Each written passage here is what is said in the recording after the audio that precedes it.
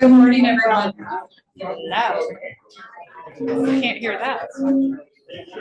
All right. Thank you guys for coming out today for this snowy Friday. Thank goodness we're getting a little precipitation. We will get started, and today we're doing things a little differently. So just hang with us. We have enough food, Bill. We don't need the dog food. It's not that rough. All right, let's start with the Pledge of Allegiance. I pledge allegiance to the flag of the United States of America and to the republic for which it stands, one nation, under God, indivisible, with liberty and justice for all.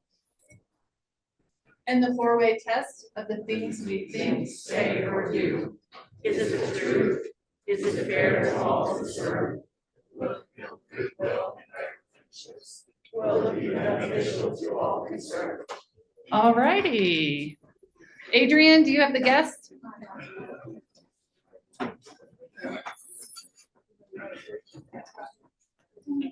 Thank you all for coming, and guess what? We finally have winter. Cool. And we're excited to have Jason Strosky as our speaker today, and Steve Cox, friend of Peter, and he might even be applying for being new member, so be on your best behavior, please. All righty. So here's the switcheroo. We're having our guest speaker come up first today. So come on up, Jason. Come on up. No, come on up, Chris.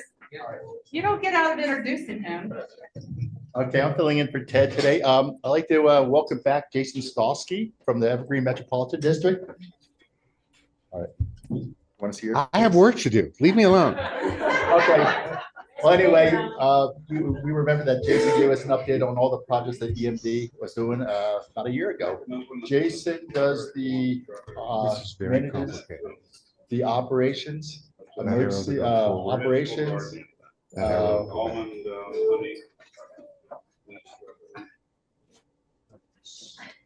He manages the operations, employees, and business affairs for Evergreen Metropolitan District. He is a graduate of University of Colorado in civil engineering. He's a professional engineer. He's been with us since 2022. Mm-hmm. And prior to that, he was with the Mile High Flood District.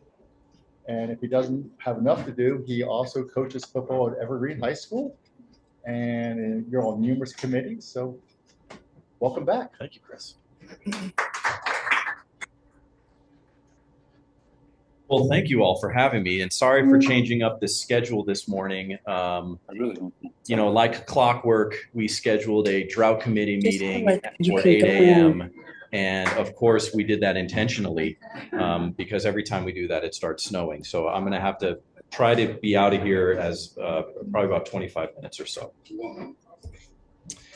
Today, I just want to quickly give an overview of the Evergreen Metropolitan District, the West Jefferson County Metropolitan District, and the Kittredge Sanitation and Water District. And then I'm going to talk about what projects we completed in the last 365 days, what projects we have coming up in the next 365 days, what we are planning in the future, and then I'll have a little bit of time for some Q&A depending on how quickly I can speak today. Chris did a wonderful job introducing me, so I'm just going to move on. But I love the community. I love working in my community, and that's why I work at EMD. So about the metropolitan districts, I'm sure you all know. If not, then maybe this is enlightening. But we manage three separate special districts: the Evergreen Metropolitan District, Kittredge, and West Jeff. Which are separated basically by the map you see here. Kittredge focusing north and south of 74, and Kittredge Evergreen Metro is from station number 4 on Highway 73 north to Hilltop, and then it goes up Upper Bear. And then West Jeff is El Rancho or I-70 down until Hilltop Road. EMD was created in 1979 when they purchased the dam and the water system from Public Service Company. The sanitation district was formed in October of 1948. And just like all of the districts, 5-member board of business owners or property owners. And we manage the operations, maintenance, and business affairs for the West Jefferson County Metropolitan District and the operations and maintenance for the Kittredge Sanitation and Water District. Talked about this for El Rancho. It was West Jeff was established in 1963. The wastewater treatment plant on Lewis Ridge Road. Yeah, because I'm hearing We're at the end of Lewis Ridge Road. Evergreen Metro's wastewater plant, Meadow Drive, behind what used to be Campfire, and then Kittredge, established in 1964, and their wastewater treatment plant is across from O'Fallon. We're made up of 5 different departments. There's the water department, which manages the water treatment facility, and then all pump stations and tank sites. The wastewater department, which manages the 3 wastewater treatment facilities and the lift stations. Then there is the admin department, which handles administrative tasks for 2 of the 3 districts. I like to see The what collections and distribution department manages everything that's buried. They're very busy, especially on days like today, plowing or Then turn fixing it up main a lot breaks, louder which than what you happen got it. usually this time of year. And then our water resources department manages IT and OT for us, but also water rights administration, new service connections, and then water quality within the lake. All right, so in 2025 or in 24, I don't know, last time I was here, I told you that we were going to be doing a lot of stuff and I scared everybody. That's what Chris said, at least, when I started talking about the spillway. I know Megan's here. She's definitely going to be mad at me. What we've done last year, we're working on a major remodel at the water treatment facility. So right now, our water treatment facility utilizes chlorine gas in order to disinfect the distribution or the treated water. Chlorine gas is kind of a hazard, and we hold large quantities of it at the water treatment facility. So one of the main aspects of the chemical building project that we're getting ready to do is to do on-site generation. So rather than holding a bunch of chlorine gas, we're going to be able to disinfect by generating it through salt and electricity. Design for that project was completed in 2025, and we have a contractor on board getting ready to start construction any day now, or month, probably month. Biosolids dewatering. So I think we chatted about this last time. Biosolids is a byproduct of wastewater treatment. Usually you get the solids and then you get the liquids. The liquids are treated and goes down the stream, and the solids have to be treated and hauled off site or heated and turned into compost. We currently haul liquid solids. So in 2025, we completed the design for the wastewater treatment plant at Evergreen and started or continued the design at the West Jefferson County wastewater treatment plant on Lewis Ridge Road. And construction started at the Meadow Drive site. So if you drive by, there used to be a juniper tree right near the entrance to the Meadow Drive facility. That juniper tree is gone, and that's because it's growing into a building. The dam outlet project, this has been a long time coming. We started this project, I think, in 2017, and we had to send divers down to the dam to install a trash rack. Once that was done, the next step was sending some poor guy to crawl through the dam and evaluate the condition of the pipe, and he said it's not good. So what we've been working on now is the design for the outlet works. We have a contractor selected. It's American West. American West is currently working at the end of Lewis Ridge Road doing work for the county. Once they're finished there, their plan is to come on over to the dam. So design for the outlet works was completed, and we received permitting the beginning of 2026. And I'll talk more about that here in a little bit. For the spillway, once the outlet is completed, we have to work on the spillway. The spillway has some spalling and some cracking. That less than 1% of dams in Colorado are concrete dams, and this spillway was designed, this dam was designed to withstand 130,000 cubic feet per second going over it, which is a lot.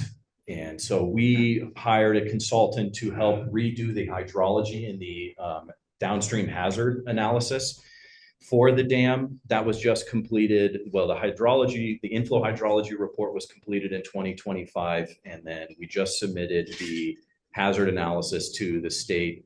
I've got a meeting next week scheduled with the state to evaluate that. But what our consultant had said through the inflow hydrology is back in 1980s or 70s when the last hydraulic or hydrologic report was completed, is that really the PMF, the probable maximum flood that we could expect to go over that dam, is about 20,000 CFS. So the dam was designed to withstand something an order of magnitude greater than what we could hypothetically ever get in a 1 in 1 million year event. So it's not going anywhere.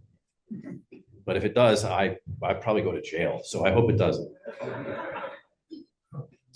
In 25, we did a couple of water main projects. The warehouse water main is what we call it. We used to own the building on Highway 73 across from, I think it's the real estate business, but it's just right beyond I think it's Evergreen Market that you guys own. Is that right? Evergreen Market, where the new Station 1 will be eventually.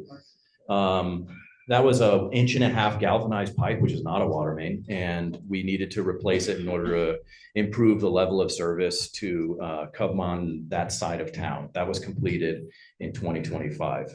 The Larkspur water main, so once you hit Aspen on Lewis Ridge Road, basically there's a water main that's also 1.5 inch galvanized. It goes across country, what we call it, goes through private property. And it serves, serves all the homes on Larkspur Drive and a couple of them on Columbine. It's not ideal. So we've been designing a replacement, an 8 inch ductile iron pipe to go in there. We anticipate to go into construction for that project this year. And then Cozy Cleaners, which is no longer Cozy Cleaners, but it's a catchy name. In September 2023, we had a water main break underneath Bear Creek. It was on my birthday.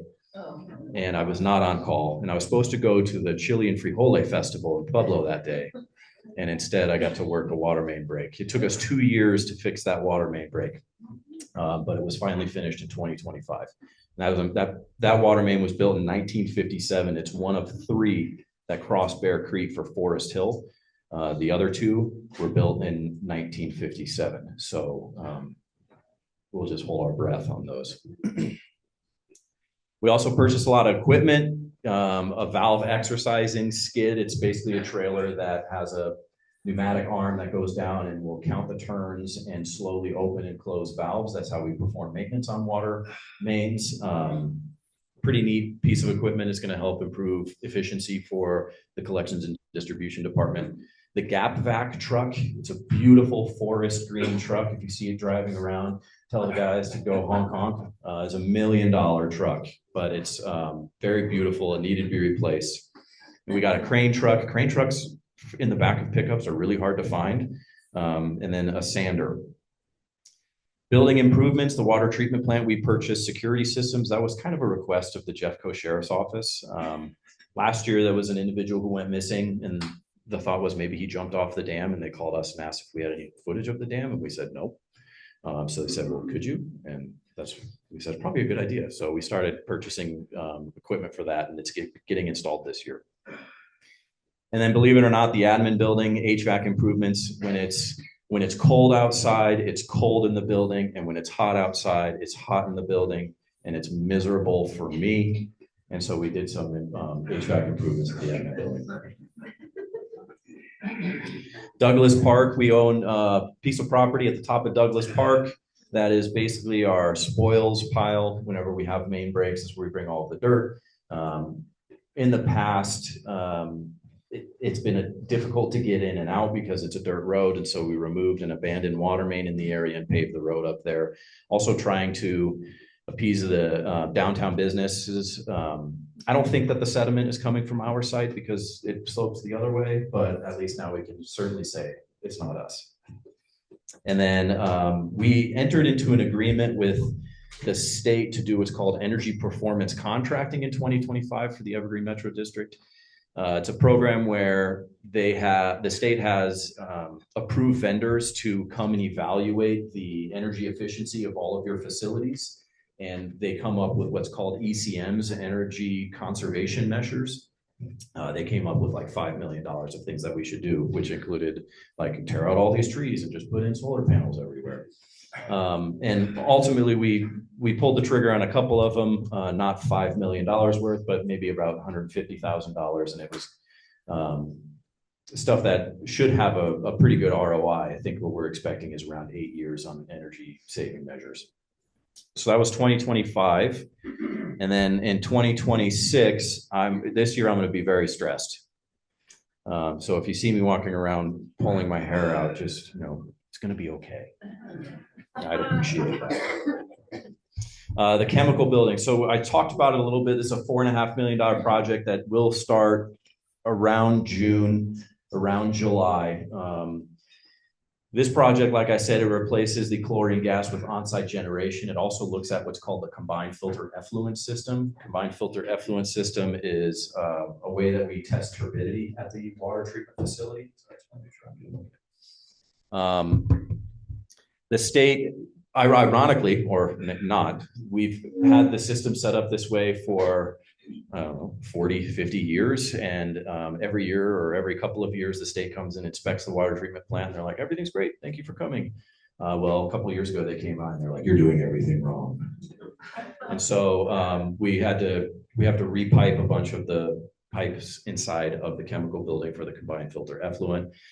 And I don't know if you know this, if you've ever been to the water plant. If you haven't, I encourage you to come by and take a look. We'd love to show you around, but we won't show you the operations building because it's an old sand filter building, and that's where all the guys work. So our goal really is to then convert that sand filter building into an actual office for the guys and gals that work at the water plant. The contractor has been selected. That's Rice Lake West. Rice Lake West is currently working on the Evergreen Metro wastewater plant. And once they're finished with that, they'll move right on over to work on the water plant project. Biosolids dewatering. This is a really great project. Biosolids, like I said, in order for us to get rid of the byproduct from wastewater treatment, it's a 6,000 gallon tanker that has to come and remove that material and then drive all the way to the Eastern Plains and then use it as fertilizer. It's very expensive. It's one of our most expensive operational costs. There's only one contractor in the state who will haul liquid biosolids, and so our hands are really tied when it comes to the cost. Generally, it's around $10,000 to $20,000 a month, and they haul anywhere from 10 to 30 times of these 6,000 gallon tankers, and they're going to Kittredge wastewater plant on 74, the Evergreen plant on Meadow Drive, and then they have to go down the neighborhood on Lewis Ridge Road. And we get a lot of complaints about the one going down on Lewis Ridge Road because they use their Jake brake and they wake people up, and then other people then wake me up. So the project at EMD, it's a $2.5 million project. Is to build a new building to house a conveyor and a dumpster and to purchase a rotary fan press. And basically what that means is that all of the digested solids that can't be sent into the creek gets put through this fan press that squeezes it and just removes the liquid and then turns it into kind of a more cakey material. And then that cakey material gets put into a dumpster. And the nice thing about that is it reduces the frequency at which we have to haul, but it also doesn't require a 6,000 gallon tanker truck. We can use just a roll off. Operationally, we anticipate that for the Evergreen plant at full build out, which we're not at, we're at about 50% build out. The ROI on this project is 12 years, but that's at full build out. So I expect that will probably be around 8 years to see a return on the investment. It also removes about 26 metric tons of carbon emissions because we're not having these trucks on the road all the time, and we can reduce that frequency. So it's a very good project. West Jeff is getting ready to do the same project. We just submitted, well, I just got the site application approval from the state to move forward with this. It's a little bit less complex at the West Jeff wastewater treatment plant because they have the space for it, where Evergreen needed to build a building for it. So West Jeff project, we just submitted a grant for it through DOLA. I had a meeting with DOLA on Wednesday, and I have to go to Canyon City to present, and hopefully we get some money for it. For the dam outlet project that's happening this year, it's $1.1 million. I already started talking about it a little bit. I'm waiting on a water control plan and a schedule, Megan. So once I know that, I'll let you know. Not to call it Megan, but this project starts, and my understanding, as American West has told me, is they're going to build a cofferdam around the outlet structure of the dam, which is currently 4 feet underneath sediment. dewater that area through pumps. And then where Little Cup comes in, put it all in a pipe and go around through the water plant. So the only water that will be in that little park area next to the water plant is stuff coming over the dam. And if we continue to have the winter that we've had this year, there's not going to be a whole lot going over the dam. And the project is supposed to start in June, and the dam duck derby is supposed to happen the first weekend of August. So I'm trying to find a solution, and I think I have a pretty good idea, but I want to wait until I get the water control plan. These guys need to lower a fuse welding machine into the creek from Highway 74. So they're going to be a little bit of traffic impacts for that. And then they'll open the lanes back up, and then they push a little bit of pipe, heat it up, fuse it together, push a little bit more, and then continue that process through the entire length of the outlet structure. And then they'll grout around it to keep it in place. And then we have to build an impact basin, because once you start opening it, it's going to cause erosion. There should be starting, like I said, in June. Water mains, we have a couple of projects that we're working on. Mainly is the Larkspur water main, the 1.5-inch ductile iron. That's the one I talked about. We're estimating that project to be about $450,000. We're just waiting on obtaining a couple of easements, and then we'll go out to bid on that. The spillway, once the outlet works are done, I have to put all of the water through the outlet to dry the spillway and then inspect it. And that's going to take about a week or two. So once the outlet works is done, in 2027, we anticipate opening up the outlet to lower the level of the lake to dry the spillway, to then do a thermal analysis to make sure that it is all superficial, which we're all very confident that it is. And then it becomes a design project in order to repair the spalling and the cracking. As much as I wanted to just go ahead and get a contractor and put a bunch of cement and aggregate down to fix it, our consultant made a good point, which is the drainage basin for Evergreen Lake is about 100 square miles. And Evergreen Dam is a high hazard dam. It doesn't mean that it's going to fail. It just means that if it were to fail, the impacts are very hazardous. With 100 square mile basin, technically you're supposed to be able to pass the PMF through the spillway, and even at the reduced PMF that we know, I don't think we can. So we're going to be asking for a variance from the state to not have to do that. Now, the state could come back and say, too bad, so sad. And if that's the case, what we'll have to do is, we can't really make the spillway wider. I can't, I just can't do that. The only way that you can do that is, it's called a labyrinth weir, and that's building on top of the spillway about a foot or so, and then making it zigzag. And so from a hydraulic standpoint, you have a larger length that the water flows over. The benefit is that we get an extra water of storage that's actually usable storage. But it also changes the aesthetics of the spillway. And I don't know, I mean, with the dam duck derby, I'm already making enough people upset. So I'd like to just kind of just get it done. We've got the bulk station in Kittredge, sees a lot of use. We're evaluating the potential this year to put another bulk station on Highway 73. And then sediment within the lake. The lake originally was 660 acre feet, I believe, or around there. And we're down to about 450 just from all the sediment that comes in. We'd like to do some sort of sediment basin to capture some of that. It requires a lot of coordination with the city and county of Denver and EPRD. And frankly, as much as it would be nice to have that storage capacity, the reality is it's just paper water. I can't use that water because it's at the bottom of the lake and the water quality is too poor. So does it make sense to spend a bunch of money to capture sediment? From a water rights perspective, yes. From an actual water perspective, no, it doesn't. So we're evaluating options on what we want to do there, how we can increase our storage capacity. We've got blowers that we need to do at the EMD plant, collection system modeling. We've never modeled the entire collection system, all the sewer mains, so we're going to start doing that this year. El Pinel lift station is across from the rodeo grounds. It sees a lot of feminine products and large wipes. If you follow us on social media, at least once a year, we show a picture of some guy with a pipe wrench pulling out a bunch of rags and stuff from it and say, please stop flushing flushable wipes. So we need to make some improvements to that for mechanical screening to help screen it before it gets to the pumps, because it just causes havoc. We're doing a rate study this year to evaluate our rates. Our rates, I think, are okay, but the problem with our rates is hard to overcome. So I don't want to tell anyone the trade secret here, but I guess I kind of shot myself in the foot. If you own a business, you know, we base our rates off of how many gallons of water that you use. And that's the same for tap purchases. So as a business owner, if you tell me that you're going to use less than 7,600 gallons a month, you need one tap. If you are going to use more than that, then you need two taps. If you're going to use 15,200 gallons a month, then you need three taps, et cetera, et cetera. Well, when you need more than one tap, that means you pay more than one base rate. And what ends up happening is that the sweet spot as a business owner is for you to tell me that you need exactly half of what you actually need. Because then the way the rates come out is if you don't have enough, you pay a lot.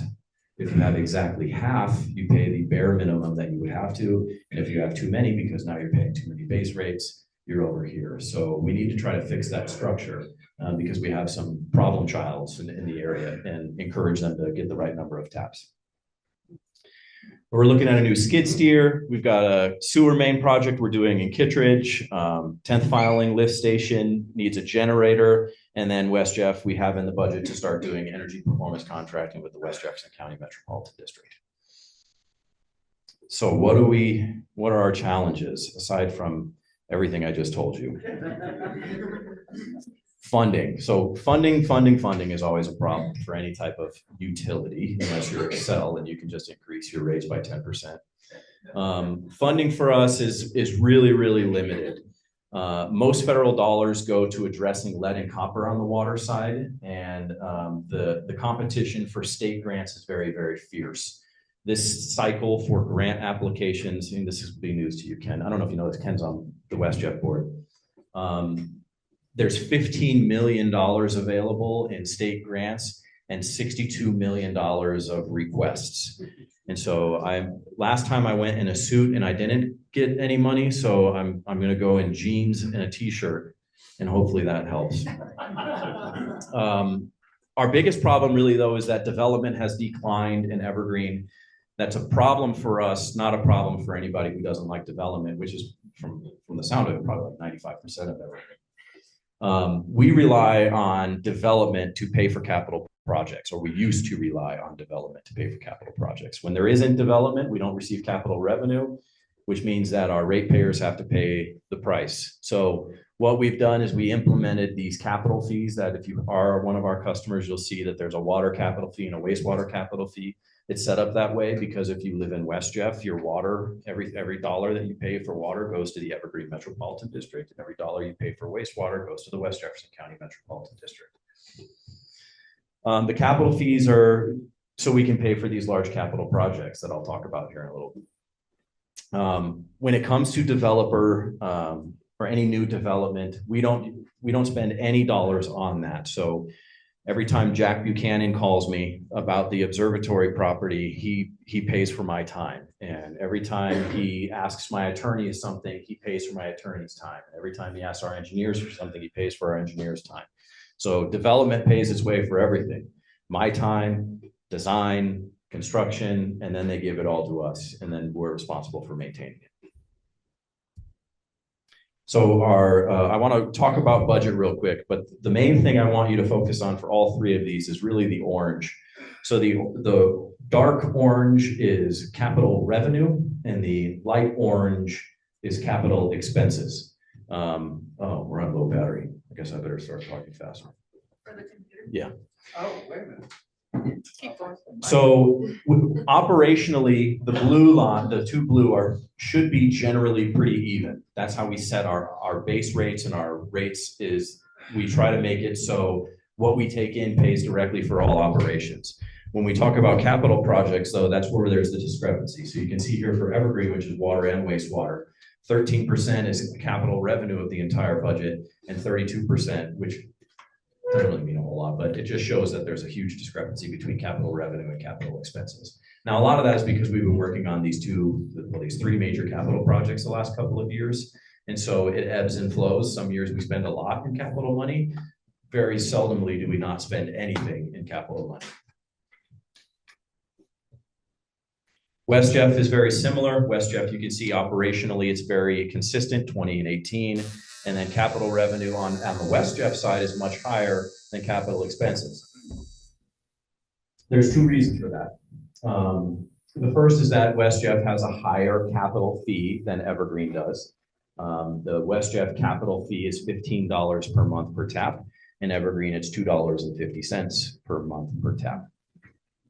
The other reason that it is so much different is that the West Jeff 2026 budget assumes that we're going to get $1 million grant. And so that shows up here as part of the dark orange. Kittredge is even worse. So Kittredge right now doesn't have a huge capital expense budget. What this 34,000 represents is around $600,000. But since Kittredge is such a small community, their capital revenue is very, very limited.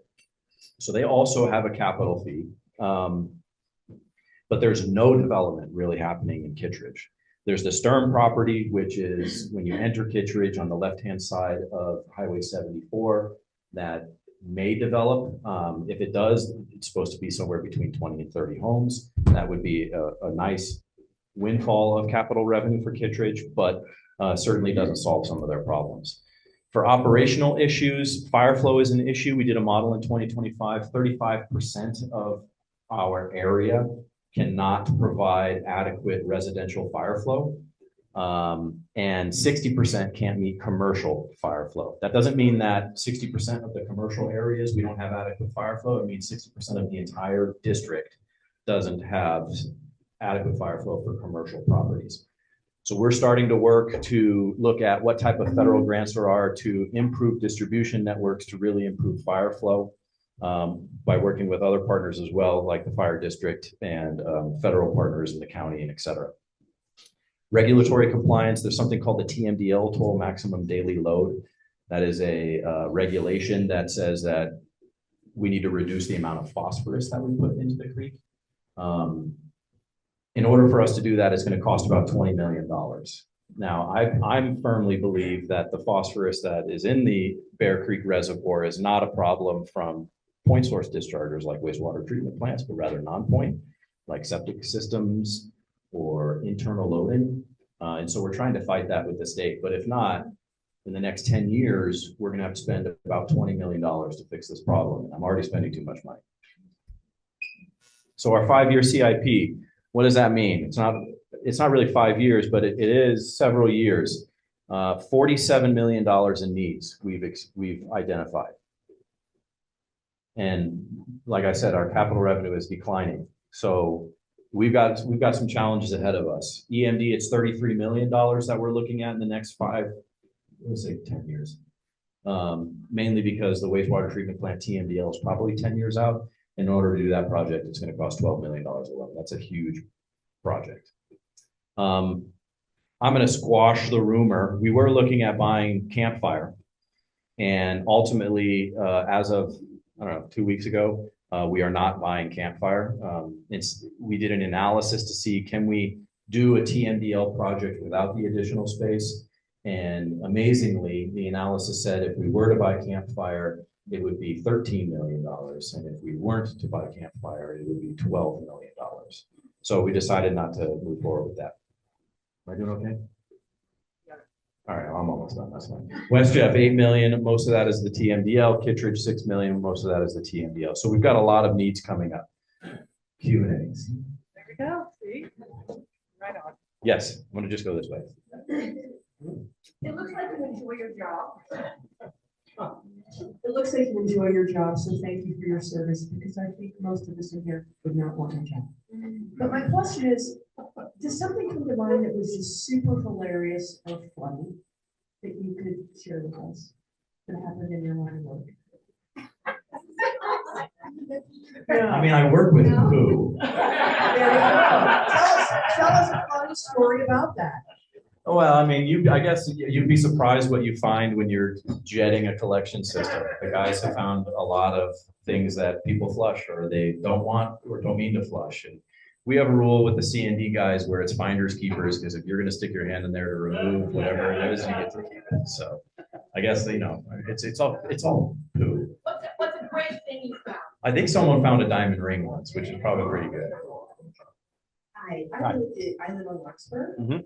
And I just want to say thank you so much. That's such incredible hard work that was done in the amazing crew, that bridge, this bridge, and especially Larkspur. I mean, it was just beautiful. And I also wanted to comment on the big, beautiful green truck rig. I think it was like, I don't know if it was the first day out, but Rudy was there when I was driving by, and he was so proud. And I was, I mean, it is a sight to behold, so. That's a good looking truck. Thank you for that. I'm just wondering, who owns the primary water rights in Evergreen Lake? And are there any primary water rights holder heading down Kittredge, Morrison to Denver? Yeah, so the direct flow rights, so what fills the lake is all owned by the Evergreen Metropolitan District. The storage rights, all of the storage rights are owned by the city and county of Denver. And then we lease them through a 50-year lease that was just renewed for another 50 years in 2023. So for the next 50 years, at least, we have this agreement with Denver. Part of that agreement says we have to allow recreation, but we don't have to allow swimming. We don't allow swimming because most water supply reservoirs don't allow it. Hi, thank you. This is super interesting. I'm curious where we stand with water fluoridation. And I know a while back I got that notice. And Colorado Dental Association reached out to me. I contacted some board members. And I don't know where that went exactly because, well, anyway, it's a long story, but it's not a hill I really want to die on, but I'm curious where we're at. Yeah, that's a great question. So in September, around September of 23, there was some legislation that happened in California that said that the EPA must evaluate what the recommended or the maximum level is for fluoride. It just so I was on my way to work that morning. I was listening to the radio and I heard about this law that was just, well, not a law, but a ruling. And right when I got in, I had about 30 minutes before I entered into the Evergreen Metro board meeting. And I did a quick little research and I learned about it. And ironically, we were talking about what type of improvements were going to need to be made at the water plant for the water plant project in order to continue to supplement fluoride. It was going to cost over $500,000, and we didn't know what the future of fluoride concentrations were going to be. And so ultimately we decided during that time that we didn't want to spend that money when the natural level of fluoride in the lake is about 50% of what the recommended level is. We put a memo up on the website, got a little feedback that wasn't good enough. We started doing a little bit of outreach. We heard from about 20 folks that were very strongly opposed to not taking fluoride out of the water, and about an equal number of people who were very much in favor of not doing it. Ultimately, what ended up happening is we said that we would continue to put fluoride in the water until we ran out of sodium fluorosilicate, which is very hazardous for my operators to deal with. And so we ran out, I want to say in May of last year, and are not planning on purchasing any more sodium fluorosilicate, at least in the near future. All right, I know there's some other questions, but we are a little short on time today, so I've got 8 minutes. that was if you started at quarter till. You started at 7. I know, I just talk too much. That's teasing. Well, thank you all. I appreciate your time. You have a lot on your plate. You probably should get to work. Yeah, it's probably best. Thank you. Thank you all. Thank you so much. And we are donating 60 vials of polio vaccine in your name because we're still trying to eradicate polio. All right. So thank you so much, and we love your updates. Are we able to put your email in our notes if people have questions, or is there a, are you sure? It's all public information. I think I owe him lunch or something. Okay, thank you so much. I really appreciate it. Alan, I think we need to do the slides. So, okay, we are going to get through, let's do Happy Bugs real quick. Oh, yes. I'm sorry, since I don't have my slides. Since we're kind of mixing it up today, let's go ahead and do the, lucky, oh, no, I got it now. I just need a list. That's the problem, guys, sorry. Is this gonna happen when I get your age?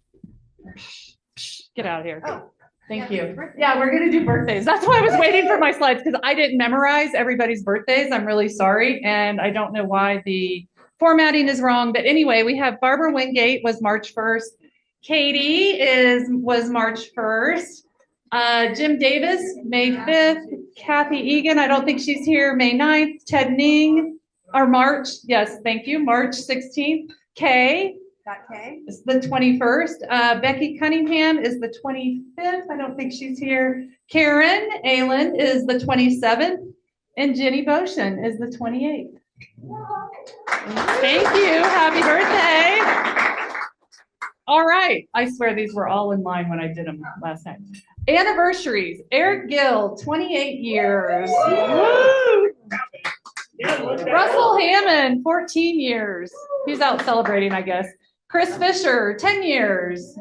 Judy Downs, 3 years. And Peter Coleman is right here for 1 year. Thank you, guys. Lots of years for... All right. Okay, Lucky Luau. We have 1 week until Lucky Luau. And as you guys know, it's at the Elks Lodge, Friday, March 13th. Tickets are still available. And one of the things we're doing is a lei contest. And I don't know if you guys know what a lei is, but it is any series of objects strung together with the intent to be worn. Leis of various styles are given as gifts to honor people throughout the Pacific in the spirit of aloha.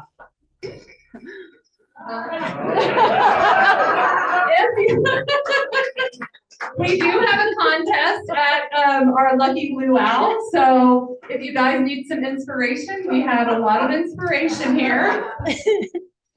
Yay. All right, so now what we're gonna do is Happy Bucks, and as part of the Happy Bucks, we will actually auction off these beautiful leis. So who has Happy Bucks? Anybody have Happy Bucks? Okay. Happy Bucks. And a reminder, all this money goes to the Lucky Luau today. This is our last Happy Bucks before the event next Friday.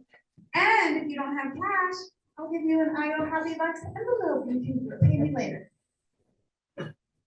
I have 5 Happy Bucks in honor of my second granddaughter, Elliot, who turned 13 today. Many of you met her at Gail Sharp's last year at the changing of the guard, delightful young lady. She's getting her red belt in Taekwondo soon. And her mom and I, her grandmother, which is my wife and I, our present to her is she's gotten in the theater, so we're taking to see Hamilton in Chicago in 1 month. Great. I have 20 Happy Bucks. I have the first 10 is for the people who are going to come and help set up for the Lucky Luau at 3 p.m. And the other 10 are for all of you who can stay and help clean up. All right, let Katie know. Anybody else? Any Happy Bucks today? Yes. So our speaker reminded me the last time we had a kind of a drought and that creek wasn't really running and they had the duck derby there. And so they had Jim Davis, because you mentioned Jim Davis. Jim Davis and I got in the creek with brooms and just swept all the ducks down the creek. Great fun. I highly encourage it someone. They might need your help again. So Do you want the street? go ahead, Karen. I have 5 Happy Bucks. Everybody here is getting a little pre-announcement. We were gathered last Friday and we raised $247,000. Nice. Really appreciative of all the generosity of our donors, the donors community, and this club here too, because many of you participated, either by attendee giving gifts, and also most specifically the $1,000 grant that was awarded as a sponsorship. Thank you. All right, anybody else? Anybody want these lovely leis the ladies are wearing? All right. We have a couple of new member inductions today. Okay. If I could please have Maggie and Lauren come up. Wendy Vance and her mentor Jerry, Alicia Miller and Chuck, and also Jim Wales. Please come up.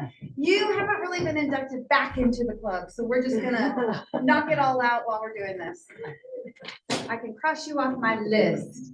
Okay, oh my gosh, look at this big group of new members and rejoining members, so that's really exciting. Okay, Maggie, Wendy, Alicia, and James. It is a great pleasure on behalf of the Board of Directors and members of the Rotary Club of Evergreen to welcome you as a member. We welcome you not only for the fine fellowship we will share, but also for the dedication to the community. Rotary is not a political organization, but all Rotarians are vitally concerned with everything pertaining to good citizenship and the election of good men and women to public office. Rotary is not a charitable organization, yet its activities exemplify the charity and the sacrifices that one should expect from people who believe that they have a responsibility in helping others. Rotary is not a religious organization, but is built on those eternal principles that have served as the moral compass for people throughout the ages. Rotary is an organization of business and professional people pledged to uphold the highest professional standards. Rotarians believe that worldwide fellowship and international peace can be achieved when people unite under the banner of service. You all have been chosen for membership in the Rotary Club of Evergreen because your fellow Rotarians believe in you. Thank you. Please help me in welcoming our new and rejoining members.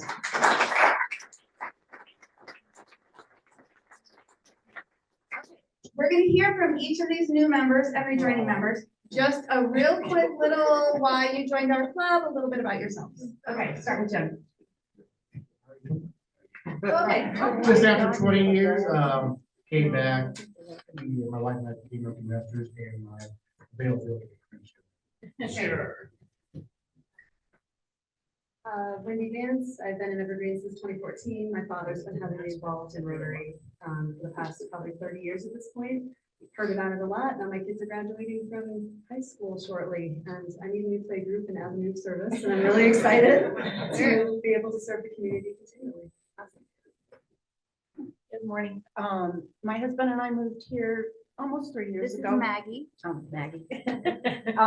And I'm retired too, so I have some time, and I've just been meeting people as I go along in the community, and I'm really excited to participate with you in this club. Good morning, I'm Alicia Miller. I saw Steve was inducted a couple weeks ago. My husband, and we moved here in October from Aspen. I've been a Rotarian in Aspen for about 5 or 6 years. And yeah, we missed the community, so we love Rotary, and Steve was Rotarian for 30 years. So it was our family in Aspen too. And so I'm really excited to be a part of this group and really get more involved.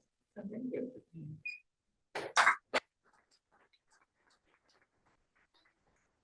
Thank you to the mentors that are standing up here. We really appreciate you supporting our new members as they go through their red badge programs. Thank you. Thank you guys. I think they're working on it. And as a reminder, we can always use additional mentors. Look how you get to connect with these great new members. So if you are interested in being a mentor, please talk to Jen. All right, Rotarians in the Wild. Speaking of the Mount Evans Gala on Friday, we had quite a few members there. There were more than just what's up on the screen, but thank you everybody for going and participating. It was fun. Fun to get dressed up. And the auction, I don't know, Karen, where you got the guy that did the auction, but he's fantastic. Yeah, he's fantastic. So. All right, just some stuff. We really didn't add anything. We have the International Women's Day today. If anybody's going, please be careful because it's down in Denver. Lucky Luau, March 13th. We are dark March 13th, so please don't show up here. We'll make sure that we text everybody so that everybody knows. Then we have the St. Baldrick's Foundation fundraiser at Wild Game, March 17th, which is St. Patty's Day from 4 to 6. Please go out and support Tim Egan.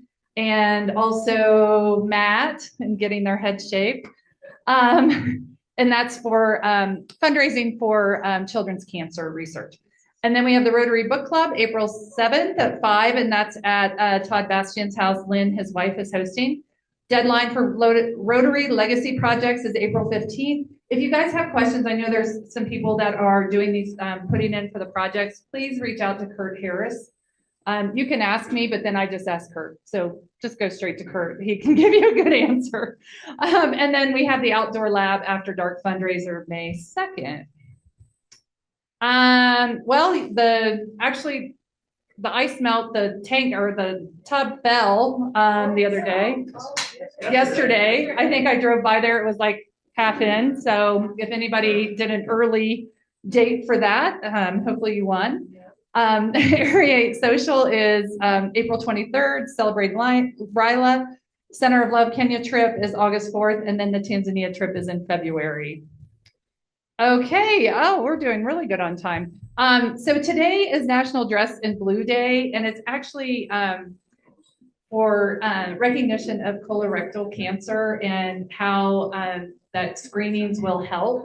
That it is one of the more curative cancers. So please keep that in your thoughts. And if you're wearing blue today, good for you.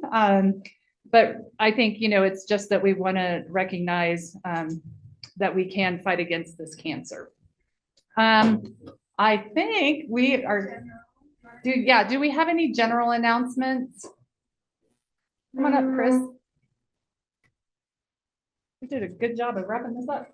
I'm wearing my blue too. I know, good for you. Good morning, Chris Kazian. Just want to remind everyone, or let you know, we moved our community service committee meeting to accommodate the international group, because that's how we are. We take care of our community. So next Wednesday, fire station, 6 o'clock. Anyone that wants to come out and be part of that. We just forwarded two grants up to the foundation for approval. So we're hoping to get those finalized and approved. And we'll share that with you guys as well. Second message, just you may have gotten a text message from a survey for the fire department. We just got to hear about all the great things that the poop guy's doing. We deal with other kinds of poop. And so we got lots of projects going on as well. And so we're just testing the waters. We've had some people call. I don't understand what they're asking. I don't know what it's about. If you got any questions, certainly can ask me, but we're testing the waters to see what we can do to look at funding options for us to go through and meet our needs in the future. So that's what that's about. We'd love to hear your feedback. If you did get a text message, if you didn't, it's scientific. I don't know how it happens. It's not through us, so don't blame me. That's enough of your crap.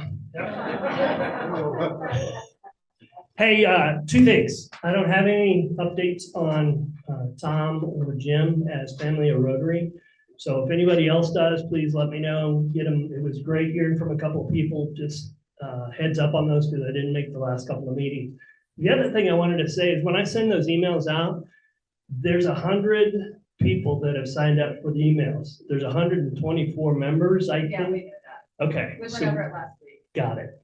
All right. Good enough. I wasn't here. Yeah, well, you might want to zoom in once in a while. I did read the minutes. I did read the minutes. I didn't see anything on the members. Yeah, we did go over that. You guys, please check your in Club Runner. But if you're still, I know some people still have some issues. Yes, Alan? I think one of the important keys that we did not mention, and I know I don't have a mic, is if you block the email, it's not the server, it's your email server. So go double check, because if you accidentally or on purpose block the email, it won't go. Right, right. So it comes from Club Runner. It'll come from whoever sent it, like if Jen sent it, but it's through Club Runner. But you do have to, I know if you're using a business computer, that it will block it and it has their firewalls and things like that. So you do need to check that. But also, if you've checked everything and you're still not getting it, then let me know, and hopefully Jack and I can figure it out.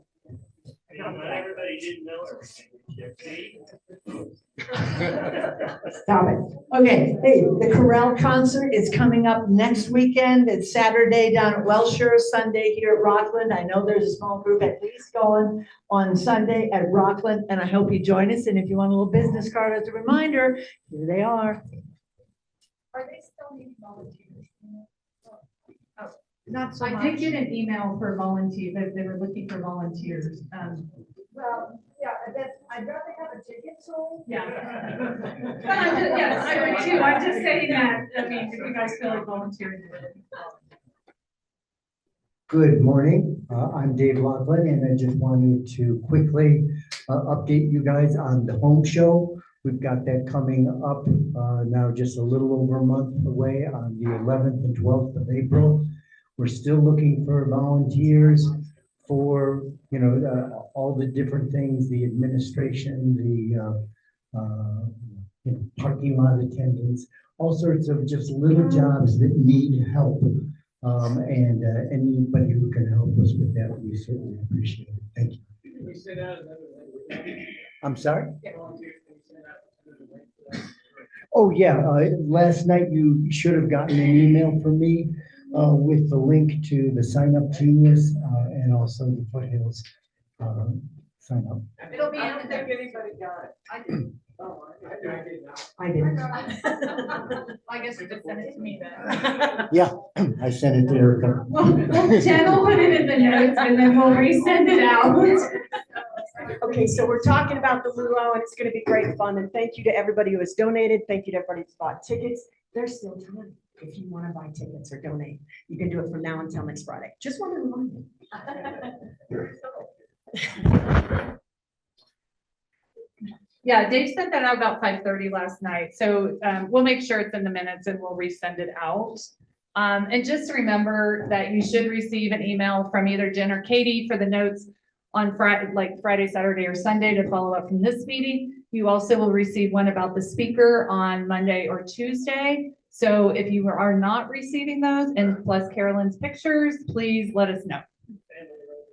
And Family of Rotary. Well, those, I'm trying to do the ones that are on consistently. Yeah. But if you haven't, if we know somebody has some type, like something that Chuck would report on for Family of Rotary and you're not getting that, let us know too. So we definitely want everybody to get the updates. It's the best way we can communicate to the group as a whole. And so if we have to go to Club Runner or figure out something else, we want to make sure that you're getting our announcements, and especially for the new members, be on the lookout for those. So, all righty. I think with that, does anybody else have anything? Okay, well, I hope we see you at the Lucky Luau on Friday. Make sure you dress up. It should be fun. We'll have a DJ, some other, I think we're going to have some students from Interact and Ryla there too, so that will be fun to interact with them. But anyway, I hope you guys be careful today, be safe, and let's go out and unite for good.